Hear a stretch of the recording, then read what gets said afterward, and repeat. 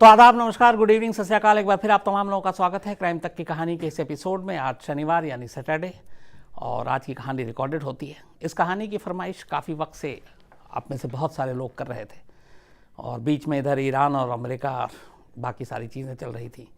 उससे पहले निर्भया फांसी की चीज़ें, उससे पहले रेड्डी।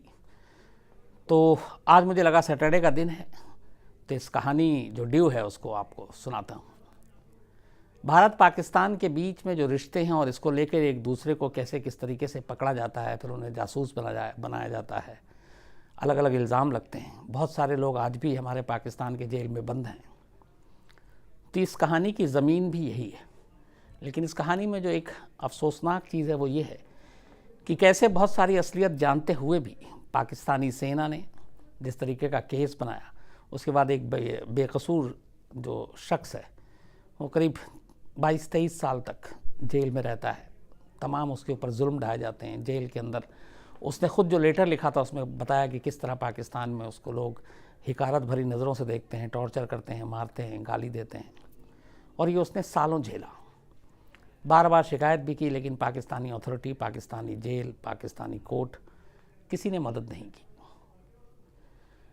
कहानी सरबजीत सिंह की है, उसी सरबजीत की जिसकी मौत पाकिस्तान के लाहौर के कोट लखपत जेल में हुई। उसके बाद पाकिस्तान ने फिर सरबजीत की डेड बॉडी भारत भेजी और पंजाब लाया गया। 3 दिन का पंजाब में बाकायदा राजकीय शोक था।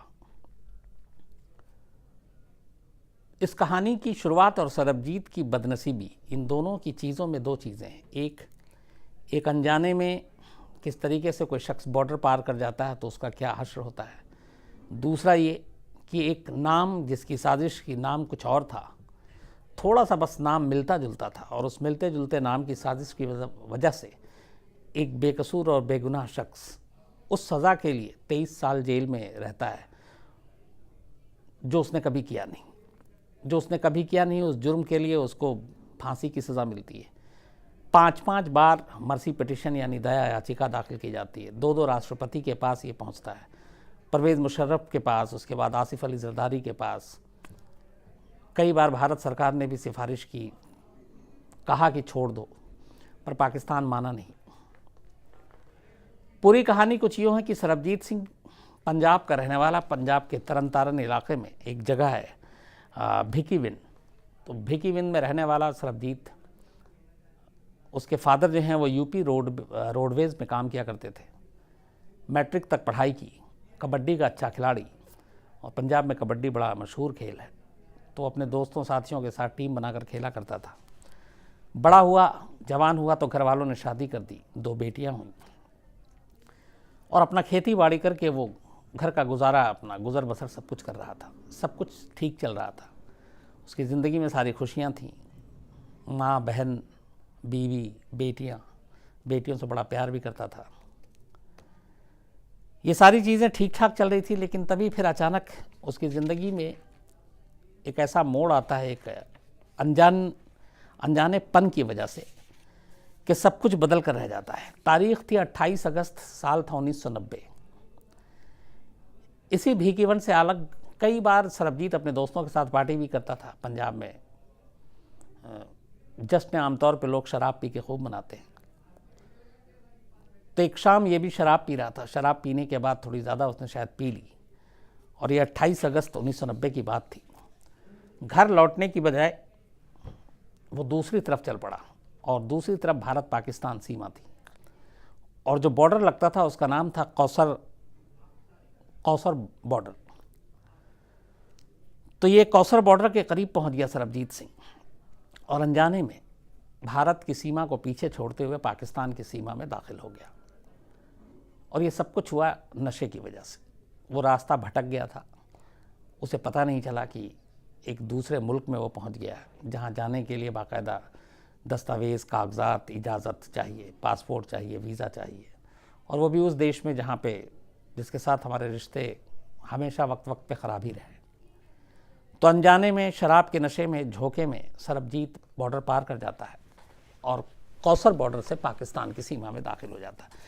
लेकिन वो बहुत दूर नहीं जा पाता, बस सिर्फ सीमा लांघ चुका था। पाकिस्तानी सैनिकों की नज़र पड़ जाती है जो बॉर्डर के ऊपर निगरानी कर रहे थे। सरबजीत से पूछताछ करते हैं और उसके बाद वो उसे हिरासत में ले लेते हैं। 7 दिन तक कौसर बॉर्डर के पास सरबजीत को रखा जाता है। पाकिस्तानी मिलिट्री उससे पूछताछ करती है। बॉर्डर के करीब पकड़े जाने वाले हर एक शख्स से आमतौर पर इसी शक के ऊपर सवाल किए जाते हैं कि कहीं वो जासूस तो नहीं, रॉ का एजेंट तो नहीं। तो ये सारी चीज़ें हुई, उससे पूछताछ हुई। 7 दिन के बाद आर्मी ने उसको फिर पुलिस के हवाले कर दिया। और इसी दौरान में उस वक्त पाकिस्तान के इस्लामाबाद और मुल्तान और लाहौर, यहाँ पे धमाके हुए थे और इन धमाकों में करीब 10 लोगों की मौत हुई थी। और उस धमाके में एक नाम आ रहा था मनजीत सिंह का। मनजीत सिंह की तलाश जारी थी और ये धमाका पाकिस्तान की मीडिया में भी सुर्खियों में था। और इसी बीच में जब ये सरबजीत सिंह पकड़ा, इसके बाद इसको पाकिस्तानी सेना ने पुलिस के हवाले कर दिया। जो उस वक्त मनजीत सिंह का नाम काफ़ी सुर्खियों में था उस 3 जगह पे धमाके के बाद, जो मुल्तान, लाहौर और इस्लामाबाद में हुआ था। तो जो FIR दर्ज किया गया, अब यहाँ से सारी चीज़ें बदलती जाती हैं। सरबजीत का नाम मनजीत लिखा गया, जबकि वो कहता रह गया कि मेरा नाम सरबजीत है, मैं अभी बॉर्डर पार कर गया। और पाकिस्तानी जो सेना थी कौसर बॉर्डर के पास, वो गवाह थे इस बात के कि अभी इसी वक्त बॉर्डर पार करके इधर दाखिल हुआ है। और उसकी हालत भी ऐसी थी कि वो सही कुछ इस वक्त तो बता भी नहीं पाया। कई घंटे बाद जब उसे होश आया, ठीक से नशा उतरा, तब उसने सारी चीज़ें बताई। तो वो जिस हालत में में पहुंचा था, वहाँ वो किसी मिशन पे इस तरह से नशे में कोई जा भी नहीं सकता था। तो ये भी था कि ये रॉ का एजेंट नहीं हो सकता, क्योंकि वो लोग बहुत ट्रेंड होते हैं, कब किस हालात में कहाँ जाना है, कब शराब पीनी है, नहीं पीनी है, कितनी पीनी है, इन सारी चीज़ों की ट्रेनिंग होती है। तो ये एक आम शख्स, एक आम पंजाब का नौजवान गलतफहमी और भटक कर रास्ता पहुँच गया था। और ये पाकिस्तानी सेना को इस असलियत की जानकारी थी, लेकिन तारीफ़ के लिए, नाम के लिए, बाकी चीज़ों के लिए हमेशा कई बार ऐसे लोग गलत काम करते हैं। तो 3 धमाके जो हुए थे जिसमें 10 लोग मरे थे, उसके गुनहगारों को पकड़ने का दबाव भी था। पाकिस्तानी सेना को लगा ये अच्छा मौका है, नाम सुना सरबजीत, सरबजीत से नाम मिलता जुलता मनजीत, तो उन्होंने FIR में सरबजीत की जगह मनजीत नाम डाल दिया। इसके बाद मनजीत को हवाले कर दिया गया।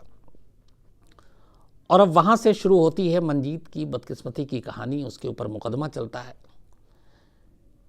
और उसे गुनहगार बनाया जाता है मेन इन धमाकों का जिम्मेदार और रॉ का जासूस कि आया था और मिशन पे और इसी ने ये किया।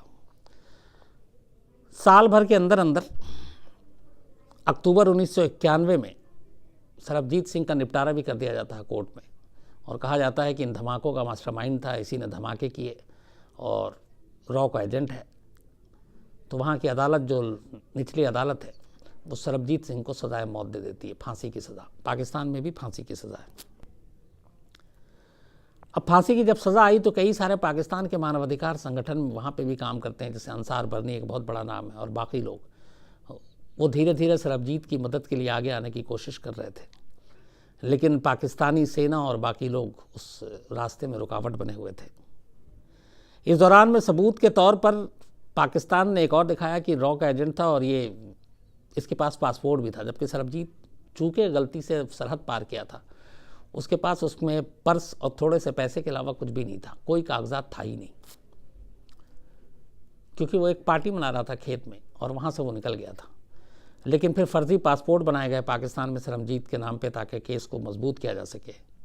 और कमाल ये देखिए कि उस पासपोर्ट पे नाम लिखा गया खुशी मोहम्मद और तस्वीर सरबजीत की लगा दी गई। तो अब 3 चीज़ें यहीं से क्लियर होती हैं। एक, सरबजीत अपना नाम सरबजीत बता रहा है, जो उसकी आइडेंटिटी के लिए सारी चीज़ें हैं वो भारत से भी या उसके फैमिली वालों को जब पता चला उनसे भी वो तस्दीक कर सकता था। नंबर 2, पासपोर्ट पे खुशी मोहम्मद लिखा और तस्वीर दिखाया सरबजीत का। नंबर 3, FIR में नाम लिखते हैं मनजीत का। अब सवाल ये है कि पाकिस्तानी सेना, पुलिस, अदालत, ये बड़ी छोटी सी एक चीज़ है लीगल, अगर आप कोई समझने की कोशिश करें कि एक तरफ आप उसको मनजीत के नाम से FIR लिख रहे हो, वो अपना नाम सरबजीत बता रहा है, पासपोर्ट में आप उसका नाम खुशी मोहम्मद लिख रहे हो और तस्वीर उसकी लगा रहे हो। तो ये सारी चीज़ें थी जिनकी पाकिस्तान के कुछ जो पैरोकार थे, जो सरबजीत की मदद करना चाहते थे, वो आगे आए, उन्होंने इसके लिए केस लड़ने की कोशिश की। लेकिन कोई फ़ायदा नहीं हुआ। मामला हाई कोर्ट में गया, ऊपरी अदालत में, हाई कोर्ट ने भी सज़ाए मौत बरकरार रखी। इसके बाद सुप्रीम कोर्ट में यह मामला गया, सुप्रीम कोर्ट ने भी सज़ाए मौत बरकरार रखी और उसकी वजह यही थी कि ये बॉम्ब ब्लास्ट में शामिल है और रॉ का एजेंट है। इस दौरान में 2005 तारीख आ जाती है और 2005 में पाकिस्तानी सरकार एक वीडियो जारी करती है सरबजीत सिंह का, और सरबजीत सिंह को उसमें कन्फेस करते हुए दिखाया गया कि हाँ, मैं रॉ के लिए काम करता हूँ, इन धमाकों में मेरा हाथ है, सारी चीज़ें। लेकिन ये उसको प्रेशराइज करके उसके ऊपर ज़बरदस्ती मतलब धमका डरा कर उससे एक वीडियो किया, क्योंकि वो पाकिस्तान की कैद में था और वहाँ वो वही कहता जो सामने कहा जाता। तो उसने ये सब कुछ यही कहा और कबूल किया।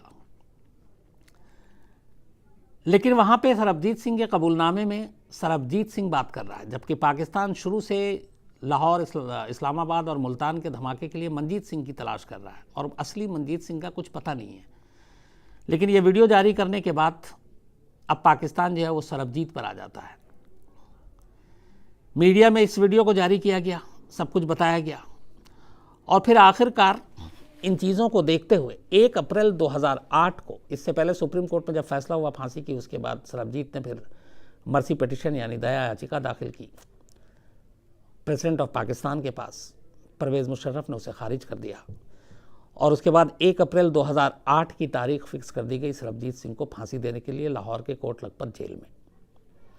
अब जब ये तारीख फिक्स हुई तो इसके बाद भारत सरकार भी थोड़ी जागी। इससे पहले जिस तरीके से मुझे लगता है कि कोशिश करनी चाहिए थी सरबजीत के मामले में, उसके पूरे केस को देखते हुए, उसका बैकग्राउंड देखते हुए, और ये भी फैक्ट था कि वो रॉ के लिए काम नहीं करता था। कई ऐसे केस हैं जिसमें ये सच है कि हमारे रॉ के जासूस पकड़े जाते हैं लेकिन हम उसको ओन नहीं करते हैं क्योंकि कुछ वजह होती है। लेकिन यहाँ तो सिंपल क्लियर कट केस था कि सरबजीत का कोई लेना देना नहीं था जासूसी की दुनिया से। उसका पूरा बैकग्राउंड, उसकी मैट्रिक तक की पढ़ाई, उसके बाद उसकी शादी और उसका 365 दिन उसी पंजाब के तरन तारन इलाके में रहना, ये साबित करता था कि उसकी ज़िंदगी कुछ और थी, वो एक किसान था। तो जिस तरीके से भारत सरकार को उस वक्त केस उठाना चाहिए, मुझे लगता है कि वहाँ कहीं कोताही बरती गई और भारत सरकार पहली बार तब जागी जब 1 अप्रैल 2008 की तारीख फिक्स कर दी गई सरबजीत की फांसी के लिए। अब यहाँ से कूटनीतिक और पॉलिटिकल सारी चीज़ें हुई। पाकिस्तान से गुजारिश की गई कि भैया आप इस फांसी को टाल दीजिए। तो थोड़ा सा असर ये हुआ कि इस फांसी को फिर आगे की तारीख के तक के लिए टाल दिया गया और तारीख बढ़ा दी गई 30 अप्रैल 1 की जगह पर। इसी दौरान में 2 चीज़ें और होती हैं। तारीख इधर बढ़ी, 30 दिन की मोहलत मिली सरबजीत को। तभी जिस मंजीत के नाम पे सरबजीत को गिरफ्तार किया गया था वो एक्चुअली इंग्लैंड और कनाडा में घूम रहा था और आखिर में वो पकड़ा जाता है, उसे पाकिस्तान लाया जाता है। पाकिस्तान लाया जाता तो पता चलता कि ये मंजीत है, लेकिन अब पाकिस्तान की पूरी जो अदालत से लेके, पुलिस से लेके, सेना तक, वो सरबजीत को ही मेन मंजीत बना चुकी है, मास्टरमाइंड सब कुछ। तो अब दूसरे जो ओरिजिनल है उसको लाने का मतलब था कि आप अपने लूपहोल्स, आप अपनी कमज़ोर कड़ियों को आप आम कर रहे हैं, तो मीडिया और बाकी जगहों पे भी फिर क्लास लगती। तो उन्होंने फिर उस चीज़ को छुपा लिया। जो असली गुनहगार था सचमुच, उसको फिर सज़ा नहीं दी। उन्होंने कहा कि अब जो हो गया, मंजीत को छोड़ो, सरबजीत को ही सज़ा मिलेगी। इस दौरान में 2005 में एक और चीज़ हुई जिसको नज़रअंदाज किया गया। जिस शख्स ने सरबजीत सिंह की शिनाख्त की थी कि इन धमाकों में सरबजीत का हाथ है और यही वो शख्स है, वो पाकिस्तानी था और उसने बाकायदा कोर्ट में बयान भी दिया था कि हाँ ये सरबजीत है। बाद में उसका बयान आया और मीडिया में आया और पाकिस्तानी मीडिया तक ने चलाया। कुछ मामलों में पाकिस्तानी मीडिया कई बार अच्छा काम कर जाती है। तो उसमें बाकायदा उस गवाह का बयान था और उसने कहा कि सरबजीत को मैं नहीं जानता, इस बम धमाके में इसका क्या मतलब था मुझे भी नहीं मालूम, मेरे ऊपर प्रेशर था, मुझे कहा गया था, मुझे ज़बरदस्ती ये बयान दिलवाया गया कि तुम सरबजीत को पहचानो कि यही है बम धमाके का मास्टरमाइंड। तो जैसा मुझे कहा गया मैंने वैसा बयान दे दिया। अब उस गवाह का भी ये बयान सामने आया। इसके बाद फिर जो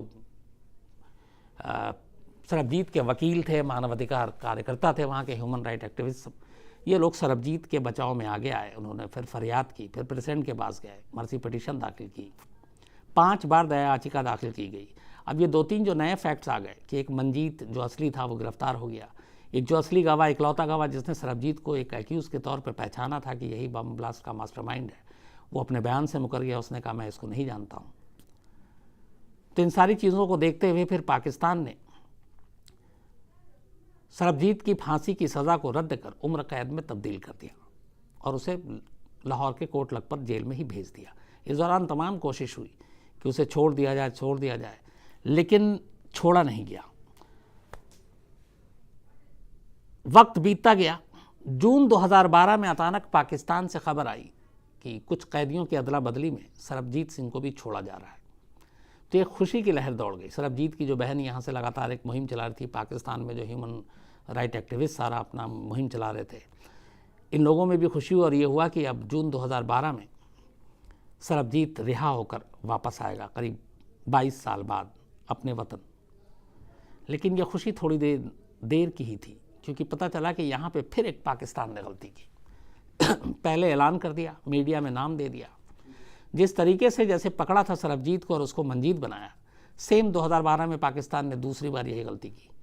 छोड़ना सरबजीत को था, फिर पाकिस्तान ने एंड टाइम पे अपना पैतरा बदला और उसने कहा कि वो सरबजीत नहीं बल्कि सुरजीत सिंह है। अब यहाँ पे भी नाम देखिए कि कितना मिलता जुलता है। सरबजीत और मंजीत, पहली गलती। 22 साल बाद दूसरी गलती की, छोड़ना सरबजीत को है। फिर उन्होंने एंड टाइम पे बदल के कहा कि नहीं हम और ये सुरजीत भी करीब 80-85 से जासूसी के इल्ज़ाम में पाकिस्तान में बंद था। तो उन्होंने एंड टाइम पे कहा, जब सब हम इंतज़ार कर रहे थे पूरा देश कि सरबजीत वापस लौटेगा, तब सरबजीत की जगह सुरजीत लौटता है। हालांकि सुरजीत के लौटने की भी उतनी ही खुशी थी, लेकिन सरबजीत की ज़िंदगी से फिर मतलब वो अंधेरा गया नहीं और 2012 में जो एक उम्मीद की रोशनी जागी थी वो फिर ख़त्म हो गई। सरबजीत की जगह सुरजीत आ गया और सरबजीत जो है वो लाहौर के लखपत जेल में ही, कोट लखपत जेल में ही बंद रहा। इस दौरान में उसने कई ख़त लिखे पाकिस्तानी अथॉरिटी को, यहाँ भी मिले, उसके रिश्तेदारों तक पहुँचे, कुछ ह्यूमन राइट एक्टिविस्ट और बाकी लोगों के ज़रिए। और उसमें उसने कहा था कि कैसे वहाँ पे उसका उवैस शेख थे एक वकील, जिन्होंने सरबजीत की बड़ी मदद की पाकिस्तान में पूरा केस लड़ने में, मंजीत की असलियत सामने लाने में। तो उवैस शेख को ख़त लिखा था बहुत मार्मिक कि कोट लखपत जेल में हमारे साथ बहुत बुरा सलूक होता है और यहाँ पे और भी बहुत सारे ऐसे भारतीय हैं, मैंने एक बार पहले भी आपको कहानी में सुनाई थी। तो लोगों के साथ भी बड़ा टॉर्चर करते हैं, अलग रखते हैं, उनको बेइज्जत करते हैं, जब तब मारते हैं। तो मेरी जान को ख़तरा है, हमें थोड़ा सा सुरक्षा दी जाए। लेकिन पाकिस्तानी जेल, पाकिस्तानी सरकार, पाकिस्तानी हुकूमत, किसी ने सरबजीत के इस ख़त की तरफ ध्यान नहीं दिया। हालांकि उसके वकील उवैस शेख ने ये मामला ऊपर तक उठाया। ह्यूमन राइट्स के जो वहाँ पे बर्नी साहब थे, अंसार बर्नी, उन्होंने भी इस इशू को उठाया, लेकिन किसी ने कोई ध्यान नहीं दिया। और ना ध्यान देने का नतीजा ये हुआ कि एक दिन इसी कोट लखपत जेल में सरबजीत के साथ वो होता है जिसको लेके बहुत सारे सवाल आज भी उठे हैं, पहले भी था, कि सरबजीत के जेल के अंदर जिसके बारे में उसने कहा था कि कभी भी कुछ हो सकता है, उसे मारा जा सकता है, तो क्या उसे बचाया नहीं जा सकता था? बचाया जा सकता था। लेकिन पाकिस्तानी जेल, पाकिस्तानी सेना, और इस दौरान में सरबजीत की रिहाई की मांग भी ज़ोरों शोर से उठने लगी थी। तो लगा कि कहीं ऐसा ना हो कि पाकिस्तान में सेना और ISI और पाकिस्तान की सरकार ये हमेशा अलग अलग काम करती है, तो उन्हें लगा कि कहीं सरकार झुक ना जाए, वापस ना कर दे सरबजीत को, तो उससे अच्छा है कि कुछ इंतज़ाम कर दिया जाए। 26 अप्रैल 2013 यही वो तारीख थी जब शाम 4:30 बजे कोट लखपत जेल में सरबजीत पे करीब 10 कैदी ईंट और पत्थर से हमला कर देते हैं।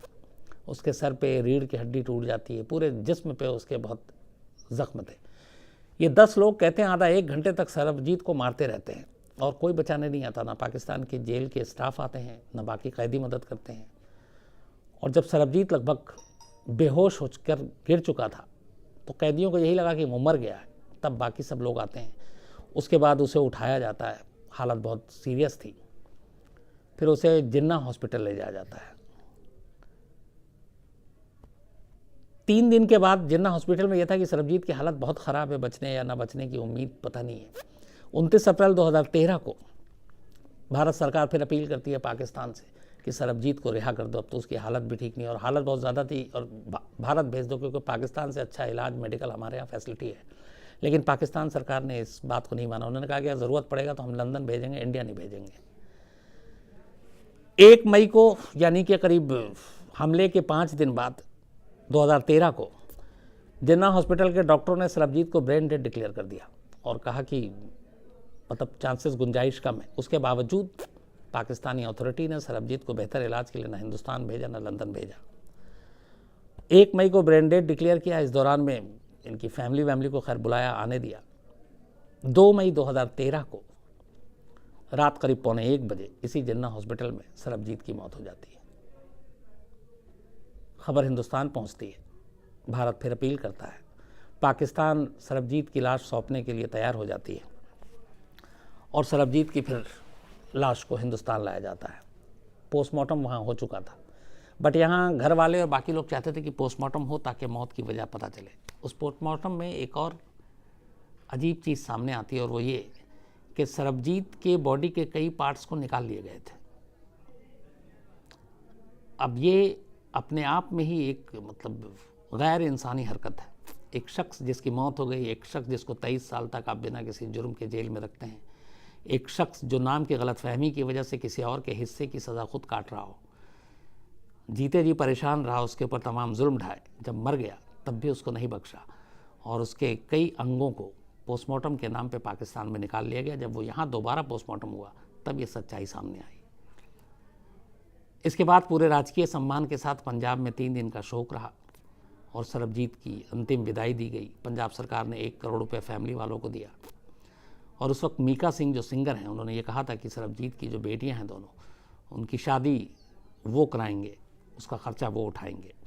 उनकी बहन सरबजीत की पूरी ज़िंदगी जो सबसे ज़्यादा सरबजीत के लिए लड़ी वो बहन थी, उनकी भी उम्मीदें टूट गई और बहुत मुमकिन था कि अगर ये 26 अप्रैल 2013 को कोट लखपत जेल में ये हादसा ना हुआ होता तो शायद क्या पता भारत सरकार की कोशिशों से सरबजीत हिंदुस्तान वापस भी आ सकता था। ऐसे बहुत सारे कैदी, ऐसे बहुत सारे जासूस लौटाए गए हैं दोनों तरफ से, तो सरबजीत भी लौट सकता था।